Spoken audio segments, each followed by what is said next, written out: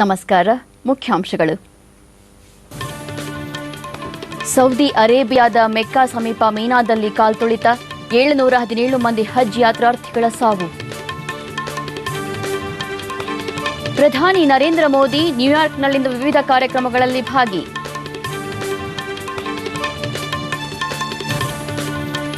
ಮಂಗಳಯಾನ ನೌಕೆ ಅಂಗಾರಕನ ಕಕ್ಷೆಯಲ್ಲಿ ಯಶಸ್ವಿಯಾಗಿ 1 ವರ್ಷ ಪೂರ್ಣ. ಹಾಗೂ 1965ರ ಯುದ್ಧದ 50ನೇ ವರ್ಷಾಚರಣೆ, ಬೆಂಗಳೂರಿನಲ್ಲಿ ವಿಶೇಷ ಕಾರ್ಯಕ್ರಮ.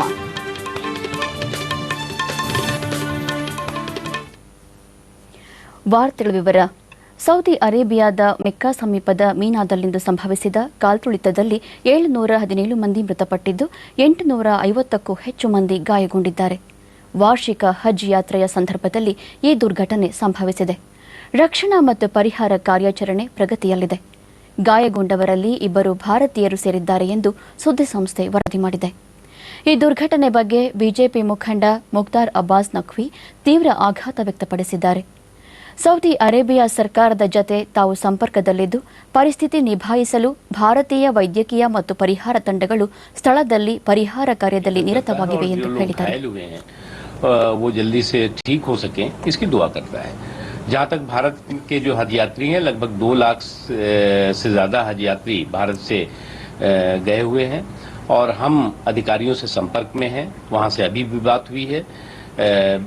जितनी भी भारतीय हज यात्रियों को, और न केवल भारतीय, जो भी हमारे अधिकारी वहाँ पर हैं, चाहे वो मेडिकल टीम हो, चाहे वो हमारे काउंसलेट की टीम हो, या हमारे और भी जो टीम यहाँ से गई हुई है, वो सारी की सारी टीम सभी जो लोग किसी भी तरह से घायल हुए हैं उनको मदद कर रही है. ಭಾರತದ 2 ಲಕ್ಷ ಮಂದಿ ಸೇರಿದಂತೆ ಜಗತ್ತಿನ ವಿವಿಧೆಡೆಗಳಿಂದ 20 ಲಕ್ಷಕ್ಕೂ ಹೆಚ್ಚು ಜನರು ಈ ಬಾರಿ ಹಜ್ ಯಾತ್ರೆಯಲ್ಲಿ ಪಾಲ್ಗೊಂಡಿದ್ದಾರೆ. ಕಾಲ್ತುಳಿತದಿಂದಾಗಿ ಅನೇಕರು ಮೃತಪಟ್ಟಿರುವ ಬಗ್ಗೆ ಪ್ರಧಾನಿ ನರೇಂದ್ರ ಮೋದಿ ಶೋಕ ವ್ಯಕ್ತಪಡಿಸಿದ್ದಾರೆ. ಪ್ರಧಾನಿ ನರೇಂದ್ರ ಮೋದಿ 5 ದಿನಗಳ ಅಮೆರಿಕ ಭೇಟಿಗಾಗಿ ಇಂದು ಬೆಳಗ್ಗೆ ನ್ಯೂಯಾರ್ಕ್ ತಲುಪಿದ್ದಾರೆ. ವಿಮಾನ ನಿಲ್ದಾಣದಲ್ಲಿ ಪ್ರಧಾನಿಯವರಿಗೆ ಅಮೆರಿಕದ ಭಾರತೀಯ ರಾಯಭಾರಿ ಅರುಣ್ ಕೆ ಸಿಂಗ್, ವಿಶ್ವಸಂಸ್ಥೆಯ ಭಾರತೀಯ ಪ್ರತಿನಿಧಿ ಅಶೋಕ್ ಮುಖರ್ಜಿ ಮತ್ತು ಕಾನ್ಸುಲ್ ಜನರಲ್ ಜ್ಞಾನೇಶ್ವರ್ ಮುಲೆ ಸ್ವಾಗತ ಕೋರಿದರು.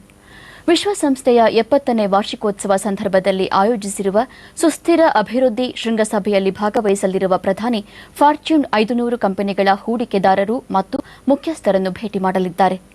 ಈ ಸಂದರ್ಭದಲ್ಲಿ ಪ್ರಧಾನಿ ಮಹತ್ವಾಕಾಂಕ್ಷಿ ಯೋಜನೆಗಳಾದ ಮೇಕ್ ಇನ್ ಇಂಡಿಯಾ ಹಾಗೂ ಡಿಜಿಟಲ್ ಇಂಡಿಯಾ ಕಾರ್ಯಕ್ರಮಗಳಲ್ಲಿ ಹೂಡಿಕೆಗೆ ಹೆಚ್ಚು ಒತ್ತು ನೀಡುವ ನಿರೀಕ್ಷೆ ಇದೆ. ನಂತರ ಪ್ರಧಾನಿ 2 ದಿನಗಳ ಭೇಟಿಗಾಗಿ ಅಮೆರಿಕದ ಪಶ್ಚಿಮ ಕರಾವಳಿಗೆ ಪ್ರಯಾಣ ಬೆಳೆಸಲಿದ್ದು, ವಿಶ್ವದ ಡಿಜಿಟಲ್ ರಾಜಧಾನಿ ಸಿಲಿಕಾನ್ ವ್ಯಾಲಿಯಲ್ಲಿ ಜಾಗತಿಕ ಐಟಿ ದಿಗ್ಗಜ ಸಂಸ್ಥೆಗಳ ಮುಖ್ಯಸ್ಥರನ್ನು ಭೇಟಿ ಮಾಡುವರು. ಪ್ರಮುಖ ಕಂಪನಿಗಳಾದ ಫೇಸ್ಬುಕ್ ಮತ್ತು ಗೂಗಲ್ ಮುಖ್ಯ ಕಾರ್ಯನಿರ್ವಹಣಾ ಅಧಿಕಾರಿಗಳಾದ ಮಾರ್ಕ್ ಜುಕರ್ಬರ್ಗ್ ಮತ್ತು ಸುಂದರ ಪಿಚೈ ಅಲ್ಲದೆ ಮೈಕ್ರೋಸಾಫ್ಟ್, ಆಪಲ್, ಸಿಸ್ಕೋ ಮುಂತಾದ ಐಟಿ ಸಂಸ್ಥೆಗಳ ಮುಖ್ಯಸ್ಥರನ್ನು ಭೇಟಿ ಮಾಡಲಿದ್ದಾರೆ. ಕ್ಯಾಲಿಫೋರ್ನಿಯಾದಲ್ಲಿ ಭಾರತೀಯ ಸಮುದಾಯವನ್ನು ಉದ್ದೇಶಿಸಿ ಪ್ರಧಾನಿ ಭಾಷಣ ಮಾಡುವ ಕಾರ್ಯಕ್ರಮವಿದೆ. ನಂತರ 28ರಂದು ಅಮೆರಿಕ ಅಧ್ಯಕ್ಷ ಬರಾಕ್ ಒಬಾಮಾ ಅವರೊಂದಿಗೆ ಪ್ರಧಾನಿ ದ್ವಿಪಕ್ಷೀಯ ಮಾತುಕತೆ ನಡೆಸಲಿದ್ದಾರೆ. ಪ್ರಧಾನಿ ಅವರ ಅಮೆರಿಕ ಭೇಟಿ ಕುರಿತು ವಿವರ ನೀಡಿದ ವಿದೇಶಾಂಗ ಸಚಿವಾಲಯದ ವಕ್ತಾರ ವಿಕಾಸ್ ಸ್ವರೂಪ್, ಭಾರತದಲ್ಲಿ ಪುನರ್ಬಳಕೆಯ ಇಂಧನ ಕುರಿತ ದುಂಡು ಮೇಜಿನ ಸಭೆ ಮತ್ತು ಭಾರತೀಯ ಪರಿಸರ ವ್ಯವಸ್ಥೆ ಕುರಿತ ಸಭೆಗಳಲ್ಲೂ ಪ್ರಧಾನಿ ಭಾಗವಹಿಸಲಿದ್ದಾರೆ. ಕಳೆದ 30 ವರ್ಷಗಳಲ್ಲಿ ಇದೇ ಮೊದಲ ಬಾರಿಗೆ ಭಾರತದ ಪ್ರಧಾನಮಂತ್ರಿ ಕ್ಯಾಲಿಫೋರ್ನಿಯಾಗೆ ಭೇಟಿ ನೀಡುತ್ತಿದ್ದಾರೆ. ಅಮೆರಿಕ ಅಧ್ಯಕ್ಷರೊಂದಿಗಿನ ದ್ವಿಪಕ್ಷೀಯ ಮಾತುಕತೆ ಜತೆಗೆ ಫ್ರಾನ್ಸ್, ಕತಾರ್, ಮೆಕ್ಸಿಕೋ ಮತ್ತು ಪ್ಯಾಲೆಸ್ತೈನ್ ರಾಷ್ಟ್ರಗಳ ಅಧ್ಯಕ್ಷರೊಂದಿಗೆ ಪ್ರಧಾನಿ ನರೇಂದ್ರ ಮೋದಿ ಮಾತುಕತೆ ನಡೆಸಲಿದ್ದಾರೆ ಎಂದರು. ಮುಖ್ಯಮಂತ್ರಿ ಸಿದ್ದರಾಮಯ್ಯ ದೆಹಲಿಯಲ್ಲಿಂದು ರಾಷ್ಟ್ರಪತಿ ಪ್ರಣಬ್ ಮುಖರ್ಜಿ ಅವರನ್ನು ಭೇಟಿ ಮಾಡಿ ಮಾತುಕತೆ ನಡೆಸಿದರು. ಗೃಹ ಸಚಿವ ಕೆಜೆ ಜಾರ್ಜ್ ಹಾಗೂ ಲೋಕೋಪಯೋಗಿ ಸಚಿವ ಎಚ್ಸಿ ಮಹದೇವಪ್ಪ ಉಪಸ್ಥಿತರಿದ್ದರು.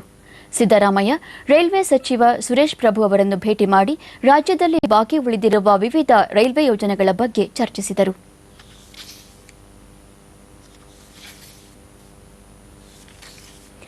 ಮಂಗಳಯಾನ ನೌಕೆ ಮಂಗಳ ಗ್ರಹದ ಕಕ್ಷೆಯಲ್ಲಿ ಯಶಸ್ವಿಯಾಗಿ 1 ವರ್ಷ ಪೂರ್ಣಗೊಳಿಸಿದ ಸಂದರ್ಭದಲ್ಲಿ ಬೆಂಗಳೂರಿನಲ್ಲಿಂದು ಇಸ್ರೋ ಅಧ್ಯಕ್ಷ ಎಎಸ್ ಕಿರಣ್ ಕುಮಾರ್ ಮಂಗಳ ಗ್ರಹ ನಕಾಶೆ ಬಿಡುಗಡೆ ಮಾಡಿದರು.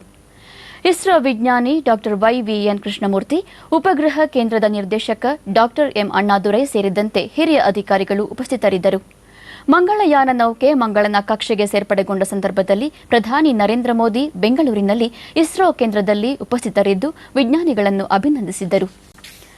1965ರ ಯುದ್ಧದಲ್ಲಿ ಪಾಕಿಸ್ತಾನದ ವಿರುದ್ಧ ಭಾರತದ ಗೆಲುವಿನ ಸ್ವರ್ಣ ಮಹೋತ್ಸವ ಆಚರಣೆ ಅಂಗವಾಗಿ ಬೆಂಗಳೂರಿನಲ್ಲಿಂದು ಆಯೋಜಿಸಲಾಗಿದ್ದ ಕಾರ್ಯಕ್ರಮದಲ್ಲಿ ಲೆಫ್ಟಿನೆಂಟ್ ಜನರಲ್ ಎಸ್ಪಿಎಸ್ ಕಟೇವ ನಿವೃತ್ತ ಯೋಧರು ಹಾಗೂ ಹುತಾತ್ಮ ಯೋಧರ ಪತ್ನಿಯರಿಗೆ ಸ್ಮರಣಿಕೆ ನೀಡಿ ಗೌರವಿಸಿದರು.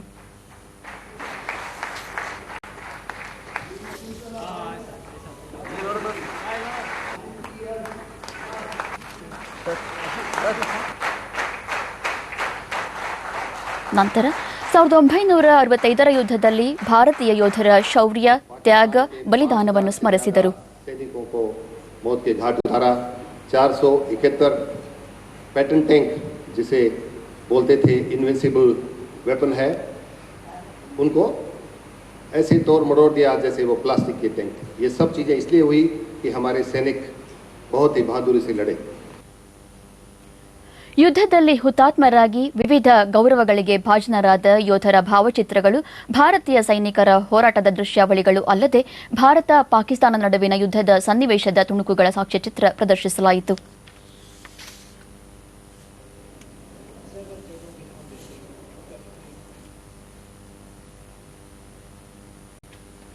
ಬೆಂಗಳೂರಿನಲ್ಲಿ ಸುಗಮ ಸಂಚಾರ ವ್ಯವಸ್ಥೆ ಹಾಗೂ ಸ್ವಚ್ಛತೆಗೆ ಪ್ರಮುಖ ಒತ್ತು ನೀಡಲಾಗುವುದು ಎಂದು ಬೃಹತ್ ಬೆಂಗಳೂರು ಮಹಾನಗರ ಪಾಲಿಕೆಯ ನೂತನ ಮೇಯರ್ ಬಿಎನ್ ಮಂಜುನಾಥ ರೆಡ್ಡಿ ಹೇಳಿದ್ದಾರೆ. ಬೆಂಗಳೂರು ಪ್ರೆಸ್ ಕ್ಲಬ್ನಲ್ಲಿಂದು ಆಯೋಜಿಸಲಾದ ಮಾಧ್ಯಮ ಸಂವಾದದಲ್ಲಿ ಅವರು ನಗರದಲ್ಲಿನ ಸಂಚಾರ ದಟ್ಟಣೆ ನಿವಾರಣೆ ಹಾಗೂ ಕಸದ ಸಮಸ್ಯೆಗೆ ಪರಿಹಾರ ಕಂಡುಕೊಳ್ಳುವುದು ತಮ್ಮ ಮುಂದಿರುವ ದೊಡ್ಡ ಸವಾಲು ಎಂದರು. ರಸ್ತೆ ಗುಂಡಿಗಳನ್ನು ಆದಷ್ಟು ಬೇಗನೆ ಮುಚ್ಚಲು ಪ್ರಸ್ತುತದ ಕಾಮಗಾರಿಗಳನ್ನು ತ್ವರಿತಗತಿಯಲ್ಲಿ ಪೂರ್ಣಗೊಳಿಸುವಂತೆ ಈಗಾಗಲೇ ಅಧಿಕಾರಿಗಳಿಗೆ ಸೂಚಿಸಲಾಗಿದೆ. ಜತೆಗೆ ಬಿಬಿಎಂಪಿ ಆದಾಯ ಮೂಲ ಹೆಚ್ಚಿಸಲು ಮತ್ತು ಸೋರಿಕೆ ತಡೆಗಟ್ಟಲು ಕಠಿಣ ಕ್ರಮ ಕೈಗೊಳ್ಳಲಾಗುವುದು. ಫುಟ್ಪಾತ್ ಮೇಲಿನ ವ್ಯಾಪಾರಸ್ಥರನ್ನು ತೆರವುಗೊಳಿಸಿ ಅವರಿಗಾಗಿ ಪ್ರತ್ಯೇಕ ಮಾರುಕಟ್ಟೆ ವಲಯ ಸ್ಥಾಪಿಸಲಾಗುವುದು. ಪ್ರತಿಯೊಂದು ವಾರ್ಡ್ನಲ್ಲಿನ ಸಮಸ್ಯೆಗಳನ್ನು ಜನರಿಂದ ತಿಳಿದು ಅದಕ್ಕೆ ಪರಿಹಾರ ಕಲ್ಪಿಸುವುದು ನಮ್ಮ ಉದ್ದೇಶವಾಗಿದೆ ಎಂದು ತಿಳಿಸಿದರು. ಅಲ್ಲಿ ಏನಾದರೂ ಅವ್ಯವಸ್ಥೆಗಳು ಅದೇನಾದರೂ ಕಾಮಗಾರಿ ಆಗಬೇಕಾಗಿದ್ರೆ ಆ ರೀತಿ ನಾವು ಕೊಂಡ್ರೆ ಅಲ್ಲಿನ ಸ್ಥಳೀಯವಾಗಿ ಅದನ್ನ ಡೆವಲಪ್ ಮಾಡೋಕೆ ಆ ನಾಗರಿಕರ ಸಮಸ್ಯೆ ಪರಿಹಾರಕ್ಕೆ ಮಾತ್ರ ಅದು ಮೀಸಲು ಸರ್. ಬಿಬಿಎಂಪಿ ಬರಬೇಕಾದ್ರೆ ಈ ಬಿಬಿಎಂಪಿಯಲ್ಲಿ ನಮಗೆ ಮುಖ್ಯ ಸಮಸ್ಯೆ ಅಂದ್ರೆ ನಮಗೆ ಟ್ರಾಫಿಕ್. ಯಾವುದೇ ಕಾಮಗಾರಿ ಬೆಳಗಿನ ಹೊತ್ತು ಮಾಡೋಕ್ಕೆ ಆಗದೇ ಇರೋಂಥ ಪರಿಸ್ಥಿತಿ ಇವತ್ತಿನ ಟ್ರಾಫಿಕ್ ಇದೆ. ಆ ಕಾರಣವಾಗಿ ರಾತ್ರಿ ಕಾಮಗಾರಿ ತಗೋಬೇಕು ಅಂತೇಳಿ ಈಗಾಗಲೇ ಪ್ರಾರಂಭ ಮಾಡಿದ್ದೇವೆ. ಆದಷ್ಟು ಬೇಗ ನಿಮಗೆ ಬೆಂಗಳೂರು ರಸ್ತೆಗಿರುವಂಥ ಗುಂಡಿಗಳು ಮುಕ್ತ ಒಂದು ಬೆಂಗಳೂರು ಮಾಡೋದಕ್ಕೆ ನಾನು ಪ್ರಯತ್ನ ಮಾಡ್ತಾ ಇದ್ದೀನಿ. ಆಮೇಲೆ ನಮ್ಮ ಅಧಿಕಾರಿಗಳಿಗೂ ಸೂಚನೆ ಕೊಟ್ಟಿದ್ದೀನಿ, ಎಲ್ಲಿ ತಮ್ಮ ಪ್ರೋಗ್ರಾಮ್ ಎಲ್ಲೆಲ್ಲಿ ಮಾಡ್ಕೊಳ್ತಾ ಇದ್ದೀರಾ, ರಾತ್ರಿ ಸಹ ನಾನು ಇನ್ಸ್ಪೆಕ್ಷನ್ ಬರ್ತೀನಿ, ನಿಮ್ಮ ಜೊತೆಲಿ ಇರ್ತೀನಿ ಅಂತ ಹೇಳ್ಬಿಟ್ಟಿದೆ. ಪಂಡಿತ್ ದೀನ್ ದಯಾಳ್ ಉಪಾಧ್ಯಾಯ ಅವರ ಜನ್ಮದಿನದ ಅಂಗವಾಗಿ ದೆಹಲಿಯಲ್ಲಿಂದು ಬಿಜೆಪಿಯಿಂದ ರಕ್ತದಾನ ಶಿಬಿರ ಆಯೋಜಿಸಲಾಗಿತ್ತು. ಕೇಂದ್ರ ನಗರಾಭಿವೃದ್ಧಿ ಸಚಿವ ಎಂ ವೆಂಕಯ್ಯ ನಾಯ್ಡು ಕಾರ್ಯಕ್ರಮದಲ್ಲಿ ಪಾಲ್ಗೊಂಡು ದೆಹಲಿಯಲ್ಲಿ ಡೆಂಗಿ ಪ್ರಕರಣಗಳು ಹೆಚ್ಚಾಗಿದ್ದು ಜನರ ಜೀವ ರಕ್ಷಣೆಗೆ ರಕ್ತದಾನ ಶಿಬಿರಗಳು ಹೆಚ್ಚಾಗಬೇಕು, ಸ್ವಯಂ ಪ್ರೇರಣೆಯಿಂದ ಜನತೆ ರಕ್ತದಾನ ಮಾಡಲು ಮುಂದಾಗಬೇಕು ಎಂದರು. ಬಿಜೆಪಿ ರಾಜಕೀಯ ಪಕ್ಷವಷ್ಟೇ ಅಲ್ಲ, ಸಾಮಾಜಿಕ ಕಳಕಳಿ ಹೊಂದಿರುವ ಪಕ್ಷವಾಗಿದೆ. ರಾಜನೀತಿಯಷ್ಟೇ ನಮ್ಮ ಪಕ್ಷದ ಗುರಿಯಲ್ಲ, ಸೇವಾ ಮನೋಭಾವ ಹೊಂದಿರುವ ಪಕ್ಷ ನಮ್ಮದಾಗಿದೆ ಎಂದರು.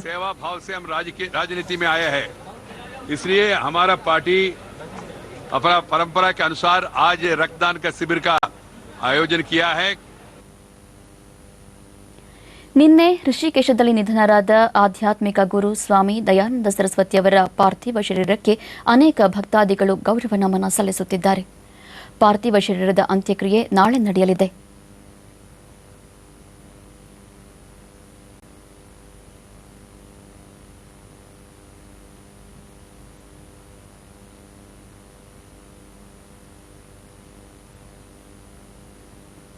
ಪ್ರಧಾನಿ ನರೇಂದ್ರ ಮೋದಿ ಇತ್ತೀಚೆಗೆ ಆಶ್ರಮಕ್ಕೆ ಭೇಟಿ ನೀಡಿ ಸ್ವಾಮೀಜಿಯವರ ಆರೋಗ್ಯ ವಿಚಾರಿಸಿದ್ದರು. ಕರಾವಳಿ ಭಾಗದಲ್ಲಿ ಬಕ್ರೀದ್ ಹಬ್ಬವನ್ನು ಇಂದು ಆಚರಿಸಲಾಗುತ್ತಿದೆ. ಉತ್ತರ ಕನ್ನಡ ಜಿಲ್ಲೆಯ ಭಟ್ಕಳದಲ್ಲಿ ಬಕ್ರೀದ್ ಅಂಗವಾಗಿ ಮುಸ್ಲಿಂ ಬಾಂಧವರು ಮೆರವಣಿಗೆಯಲ್ಲಿ ಸಾಗಿ ಬಂದು ಈದ್ಗಾ ಮೈದಾನದಲ್ಲಿ ಸಾಮೂಹಿಕ ಪ್ರಾರ್ಥನೆ ಸಲ್ಲಿಸಿ ಶುಭಾಶಯ ವಿನಿಮಯ ಮಾಡಿಕೊಂಡರು.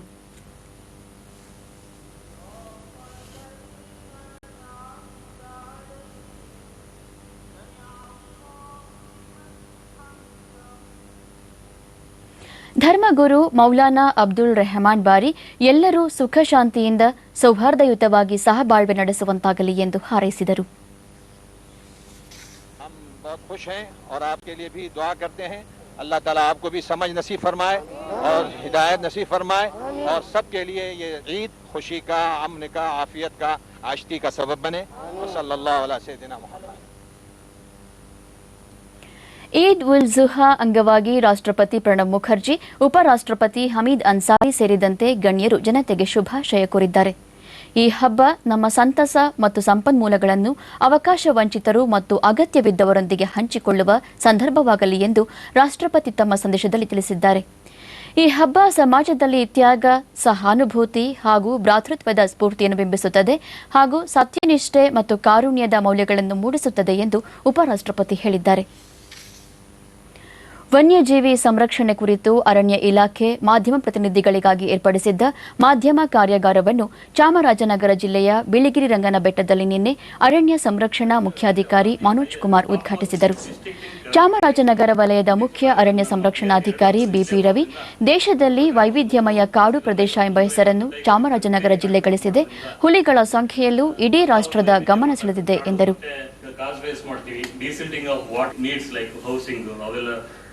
ಹಳೆ ಕಾಲದ ಶೆಡ್ ಟಿನ್ ಇದರಲ್ಲಿ ನಿಮ್ಮ ಒಂದು ಈ ಅಟ್ಲೀಸ್ಟ್ ಕೊಟ್ಟಿದ್ದೀವಿ ಆಲ್ರೆಡಿ. ನಮ್ಮ ಮುಂದಿನ ಪೀಳಿಗೆಗೆ ವೈಲ್ಡ್ ಲೈಫ್ ಫಸ್ಟ್ ಸಂಸ್ಥೆಯ ಪ್ರವೀಣ್ ಭಾರ್ಗವ್, ಅಭಿವೃದ್ಧಿಯ ಹೆಸರಲ್ಲಿ ಅರಣ್ಯ ನಾಶ ಮಾಡುವುದು ಸರಿಯಲ್ಲ. ಈಗ ಕೇವಲ 4% ಅರಣ್ಯ ಪ್ರದೇಶ ಉಳಿದಿದ್ದು ಇದನ್ನು ಮುಂದಿನ ತಲೆಮಾರಿಗೆ ಉಳಿಸಬೇಕಿದೆ ಎಂದರು.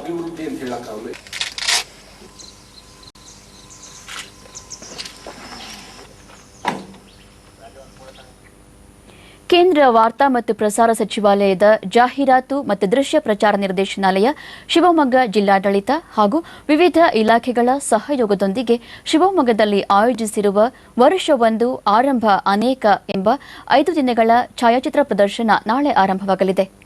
ಇದಕ್ಕಾಗಿ ಕುವೆಂಪು ರಂಗಮಂದಿರದ ಆವರಣದಲ್ಲಿ ಭರದ ಸಿದ್ಧತೆ ನಡೆದಿದೆ. ಬಿಜೆಪಿ ರಾಷ್ಟ್ರೀಯ ಉಪಾಧ್ಯಕ್ಷ ಹಾಗೂ ಸಂಸದ ಬಿಎಸ್ ಯಡಿಯೂರಪ್ಪ ಕಳೆದ 1.5 ವರ್ಷದ ಅವಧಿಯಲ್ಲಿ ಕೇಂದ್ರ ಸರ್ಕಾರ ಮಾಡಿರುವ ಸಾಧನೆಗಳನ್ನು ಜನತೆಗೆ, ವಿಶೇಷವಾಗಿ ಯುವಕರಿಗೆ ತಿಳಿಸಿಕೊಡಲಾಗುವುದು ಎಂದರು. ಶಿವಮೊಗ್ಗದಲ್ಲೂ ಆ ಕಾರ್ಯಕ್ರಮವನ್ನು ಮಾಡ್ತಾ ಇದ್ದೇವೆ. ಬಹುಶಃ ಕಲ್ಪನೆ ಮಾಡ್ಕೊಳ್ಳೋಕೆ ಆಗದೇ ಇರೋಷ್ಟು ದೊಡ್ಡ ಸಾಧನೆ ಆಗಿದೆ. ನಮ್ಮ ಸಾಧನೆಯನ್ನು ಜನತೆಗೆ ತಿಳಿಸುವಂಥ ಉದ್ದೇಶ ಇದರಲ್ಲಿದೆ. ಜಾಹೀರಾತು ಮತ್ತು ದೃಶ್ಯ ಪ್ರಚಾರ ನಿರ್ದೇಶನಾಲಯದ ಉಪನಿರ್ದೇಶಕ ಎಂ ದೇವೇಂದ್ರ ಪ್ರತಿದಿನ ಬೆಳಗ್ಗೆ 9:30 ರಿಂದ ರಾತ್ರಿ 8:30 ಛಾಯಾಚಿತ್ರ ಪ್ರದರ್ಶನವನ್ನು ಸಾರ್ವಜನಿಕರು ವೀಕ್ಷಿಸಬಹುದಾಗಿದೆ. ಸಾಂಸ್ಕೃತಿಕ ಕಾರ್ಯಕ್ರಮಗಳನ್ನು ಆಯೋಜಿಸಲಾಗಿದೆ ಎಂದರು. ನಂತರ ಬೆಳಗ್ಗೆ 9:30 ರಿಂದ ರಾತ್ರಿ 8:30 ತನಕ ಇಲ್ಲಿ ಛಾಯಾಚಿತ್ರ ಪ್ರದರ್ಶನ ಮುಕ್ತವಾಗಿರುತ್ತದೆ. ಮತ್ತು ಕೇಂದ್ರ ವಾರ್ತಾ ಮತ್ತು ಪ್ರಸಾರ ಸಚಿವಾಲಯದ ಸಂಗೀತ ಮತ್ತು ನಾಟಕ ವಿಭಾಗದ ಕಲಾವಿದರಿಂದ ಸಾಂಸ್ಕೃತಿಕ ಕಾರ್ಯಕ್ರಮಗಳು ಕೂಡ ನಾಳೆಯಿಂದ ನಡೆಯುತ್ತದೆ. ಕನ್ನಡ ಸಾಹಿತ್ಯ ಪರಿಷತ್ತಿನ ಶತಮಾನೋತ್ಸವ ಅಂಗವಾಗಿ ಬೆಂಗಳೂರಿನ ಸರ್ಕಾರಿ ಕಲಾ ಕಾಲೇಜಿನಲ್ಲಿಂದು ಆಯೋಜಿಸಿದ್ದ ವಿಶೇಷ ಕಾರ್ಯಕ್ರಮಕ್ಕೆ ಹಿರಿಯ ಸಂಶೋಧಕ ಡಾ ಎಂ ಚಿದಾನಂದಮೂರ್ತಿ ಚಾಲನೆ ನೀಡಿದರು. ನಂತರ ಮುಂಬೈ ಕರ್ನಾಟಕ, ಹೈದರಾಬಾದ್ ಕರ್ನಾಟಕ ಮತ್ತು ಕರಾವಳಿ ಕರ್ನಾಟಕ ಎಂದು ಪ್ರತ್ಯೇಕಿಸಿ ನೋಡುವುದು, ಕರೆಯುವುದು ರಾಜ್ಯದ ಅಭಿವೃದ್ಧಿ ದೃಷ್ಟಿಯಿಂದ ಒಳ್ಳೆಯ ಬೆಳವಣಿಗೆಯಲ್ಲ ಎಂದರು.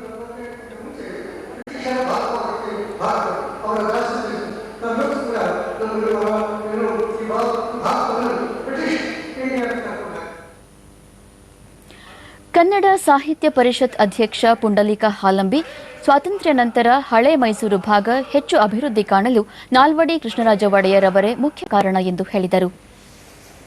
ಸ್ವತಂತ್ರೋತ್ತರದ ಈ ನಾಡಿನ ಪ್ರಭುತ್ವಗಳು ಅಲ್ಲ ಅಂತ ನಾನು ಅಂದುಕೊಂಡಿದ್ದೇನೆ. ಅದಕ್ಕೆ ಬಹಳಷ್ಟು ಕಾರಣ ನಾಲ್ವಡಿ ಕೃಷ್ಣರಾಜ ಒಡೆಯರ್. ಇನ್ನು ಹವಾವರ್ತಮಾನ. ರಾಜ್ಯಾದ್ಯಂತ ನೈಋತ್ಯ ಮುಂಗಾರು ದುರ್ಬಲ. ರಾಜ್ಯದ ಹಲವೆಡೆ ಮಳೆಯಾಗಿದೆ. ಕರಾವಳಿ ಭಾಗದಲ್ಲಿ ಒಣಹವೆ ಮುಂದುವರೆದಿದೆ. ಹುಣಸೂರು, ನಂಜನಗೂಡು, ಬೆಂಗಳೂರು ಗ್ರಾಮಾಂತರ ಜಿಲ್ಲೆಯ ಹೆಸರಘಟ್ಟದಲ್ಲಿ 2, ಮಡಿಕೇರಿ, ಮೈಸೂರು, ಚಾಮರಾಜನಗರದಲ್ಲಿ 1 ಸೆಂಟಿಮೀಟರ್ ಮಳೆಯಾಗಿದೆ. ಮುನ್ಸೂಚನೆಯಂತೆ ಕರಾವಳಿ ಮತ್ತು ದಕ್ಷಿಣ ಒಳನಾಡಿನ ಹಲವೆಡೆ ಮಳೆಯಾಗುವ ಸಂಭವವಿದೆ. ಬೆಂಗಳೂರು ನಗರ ಹಾಗೂ ಸುತ್ತಮುತ್ತ ಭಾಗಶಃ ಮೋಡ ಕವಿದ ವಾತಾವರಣ. ಗರಿಷ್ಠ 30, ಕನಿಷ್ಠ 20 ಡಿಗ್ರಿ ಸೆಲ್ಸಿಯಸ್ ತಾಪಮಾನ ದಾಖಲು ನಿರೀಕ್ಷೆ. ಕೊನೆಯಲ್ಲಿ ಮತ್ತೊಮ್ಮೆ ಮುಖ್ಯಾಂಶಗಳು. ಸೌದಿ ಅರೇಬಿಯಾದ ಮೆಕ್ಕಾ ಸಮೀಪ ಮೀನಾದಲ್ಲಿ ಕಾಲ್ತುಳಿತ 717 ಮಂದಿ ಹಜ್ ಯಾತ್ರಾರ್ಥಿಗಳ ಸಾವು. ಪ್ರಧಾನಿ ನರೇಂದ್ರ ಮೋದಿ ನ್ಯೂಯಾರ್ಕ್ನಲ್ಲಿಂದು ವಿವಿಧ ಕಾರ್ಯಕ್ರಮಗಳಲ್ಲಿ ಭಾಗಿ.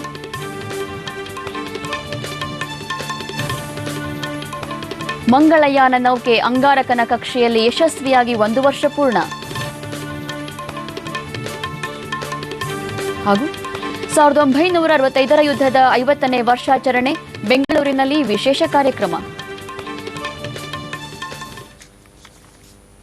ನಮ್ಮ ಮುಂದಿನ ವಾರ್ತಾ ಪ್ರಸಾರ ರಾತ್ರಿ 9 ಗಂಟೆಗೆ ಚಂದನದಲ್ಲಿ. ನಮಸ್ಕಾರ.